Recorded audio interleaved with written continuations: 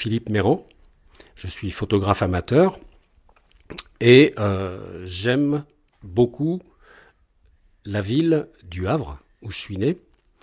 Et je vous présente cette photo que j'ai appelée l'œil de la vigie. Cette photo a été prise en septembre 2018 alors que je préparais une exposition justement sur l'architecture havraise.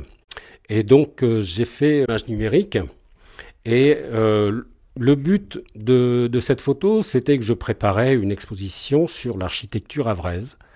Et connaissant bien ce monument, puisqu'il a été inauguré en 1961, à l'occasion de l'inauguration du musée André Malraux au Havre, et cette sculpture qui a été réalisée par Henri-Georges Adam en 1961, je l'ai connue puisque, habitant le Havre, j'y étais souvent et je l'ai prise de multiples fois en photo.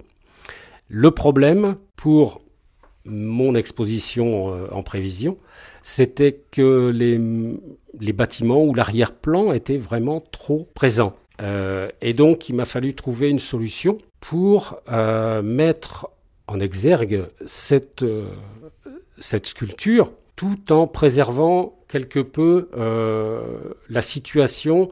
Donc, on voit bien qu'elle est placée devant le musée, ce qu'on appelle le MUMA au Havre, et qu'il y a sur le côté gauche, un immeuble Perret. Pour réaliser cette photo, je suis donc passé par un logiciel.